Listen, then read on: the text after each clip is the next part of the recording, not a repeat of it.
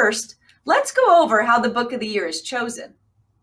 Throughout the year, volunteers, teachers, and publishers send in books to be reviewed for consideration to be included on our recommended book list and to be judged as a book of the year.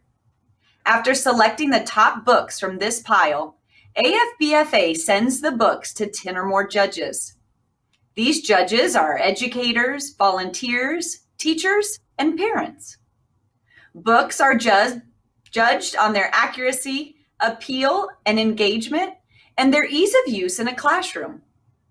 This year, the nominees for Book of the Year were Bug Girl by Sophia Spencer, Almost Time by Elizabeth Stickney, How to Grow an Apple Pie by Beth Charles, Tales of the Dairy Godmother, Chuck's Ice Cream Wish by Viola Butler, In a Garden by Tim McCanna, and Honeybee by Candace Fleming.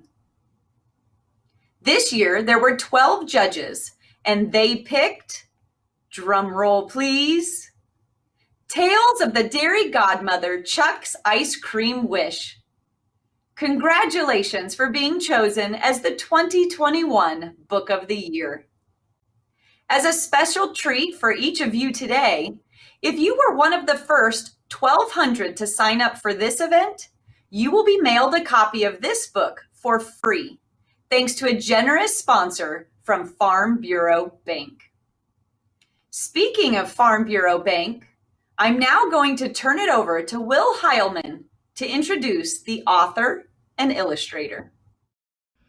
Farm Bureau Bank is proud to be part of the Foundation's efforts to increase agricultural literacy across the country, and it is our pleasure to provide the first 1,200 attendees registered with a copy of the Foundation's Book of the Year, which will be mailed to your home. Now I would like to introduce both the author and the illustrator of the 2021 Book of the Year, The Dairy Godmother, Chuck's Ice Cream Wish. Author Viola Butler struggled to read growing up, but once she figured it out, she couldn't stop. Books and stories have always been a favorite of hers, only to be topped by her love of cake.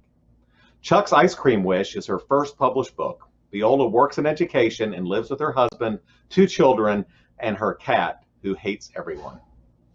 The book's illustrator, Ward Jenkins, is an illustrator and storyboard artist from the Atlanta area.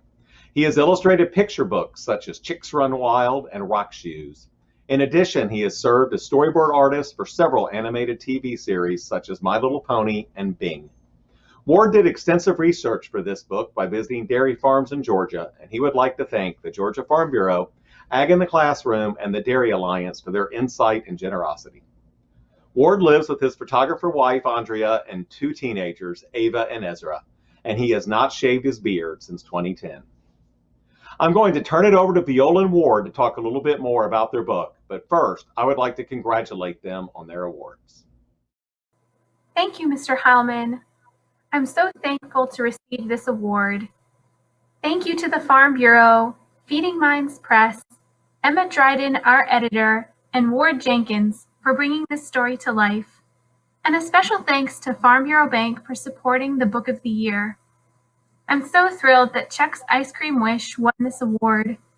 I wrote this story when I saw that Feeding Minds Press was looking for stories about farms, which all started with, what would happen if a child asked for all the ice cream in the world and gets granted a dairy farm? In a way, it was a play on be careful what you wish for, but the story really continued to evolve into a way for young readers to see the hard work it takes to have a dairy farm. So speaking of hard work on a dairy farm, Ward Jenkins, the illustrator, I know visited a ton of dairy farms to write this book. So Ward, do you want to tell folks about that?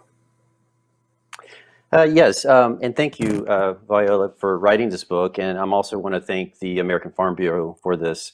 I was lucky enough to go on a tour of 3 farms. And I also, for that, I would like to thank the Georgia Farm Bureau, Ag in the Classroom, and the Dairy Alliance for giving me this opportunity. They were there accompanying me as I went to the 3 different size dairy farms, and ranging from small, medium, and then large dairy farms. And at the time, I didn't even know that there was such a thing as different like farms in general. So for me, it was great to be, it was definitely an educational thing for me, experience.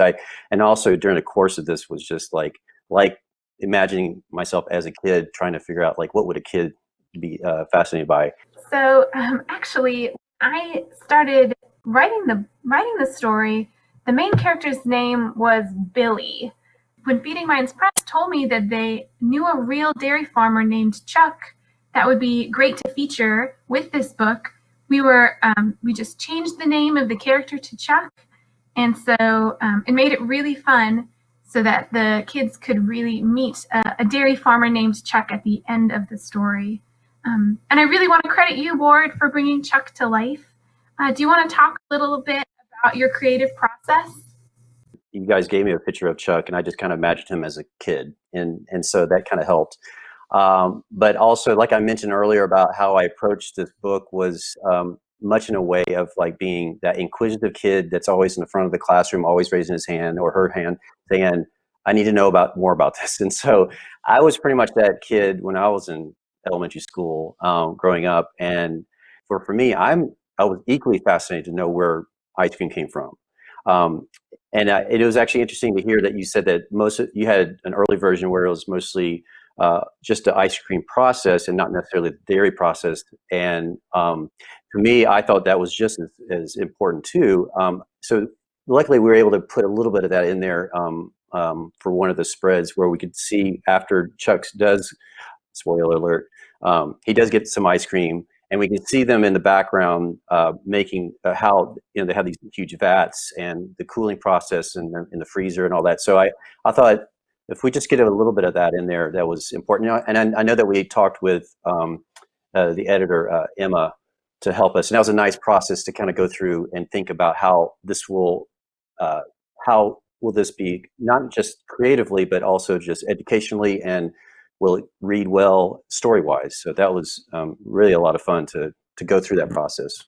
I know you talked about going on your tours a little bit, Ward, but I think that you might have one fun story that you didn't share with us. Oh, of course you're going to bring that up. No, it actually is a funny, yeah, it is a funny story. I think it was the second one I went to when I got to go and just see how they were pumping the milk, and you're really close to the cows. Well, I got pooped on, so I'm sure that's not something that you want to put in a children's book, but we did put poop in there because it's a big part of of a farm. It's a very important process, But yeah, it was funny too because the farmer there was like, "Well, you're officially a farmer now." So I was like, "Oh, good, okay."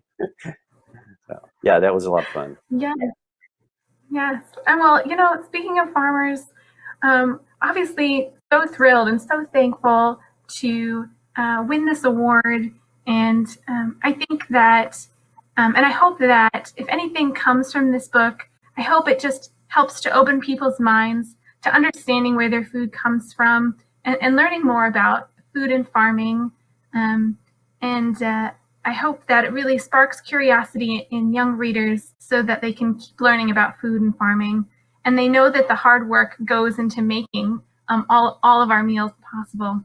So I just wanted to say thank you again to Feeding Minds Press and to Farm Bureau Bank and Emma and Ward. Thank you so much. And thank you to everyone out there who's working really hard to grow our food. I greatly appreciate you guys. Congratulations to Viola and Ward on winning the 2021 Book of the Year. And thank you again to Farm Bureau Bank for your continued support.